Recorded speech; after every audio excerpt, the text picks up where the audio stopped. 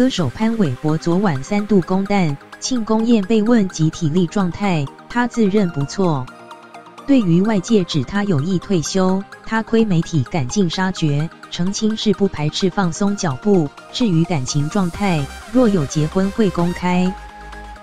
潘玮柏昨晚在台北小巨蛋举行 Alpha 创始者世界巡回演唱会，3度公蛋的他找来电音女王姐姐谢金燕担任嘉宾，两人不仅火辣共舞，还脸对脸深情互望长达20秒，让全场上万歌迷尖叫连连。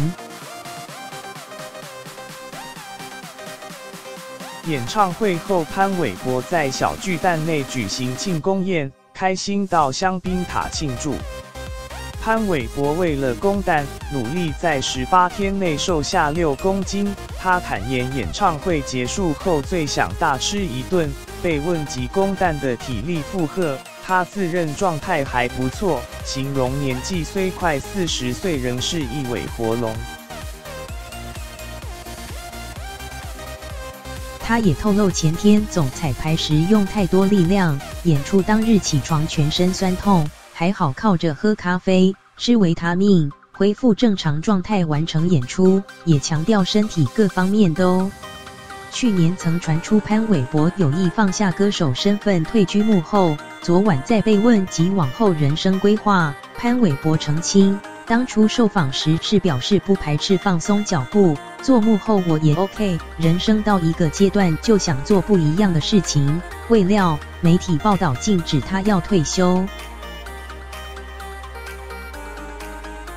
他说，看到相关新闻也吓一跳，亏媒体对他赶尽杀绝，好像不得不退休。接着话锋一转说，以前会很在乎大家的意见，现在他坦然面对，会努力用音乐带给观众。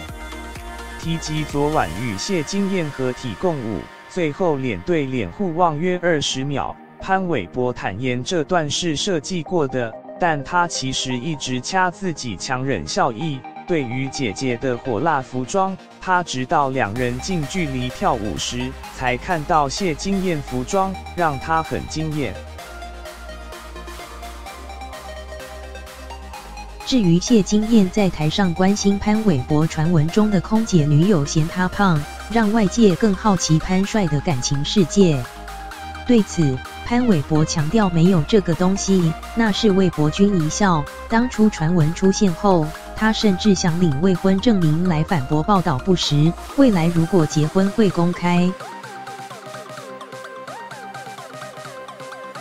潘玮柏2014年曾在公蛋演唱会彩排时不慎头部受伤，当时不得已宣告取消开唱。2017年曾因肺炎住进加护病房，去年又透露自律神经失调严重影响，动念放下歌手身份。如今走过几段波折，他于去年4月以 Alpha 创始者世界巡回演唱会在中国大陆走过10座城市，昨晚重回家乡台北，舞台、灯光、软硬体设备升级加码，一连唱跳超过30首歌，与上万歌迷度过难忘一夜。中央社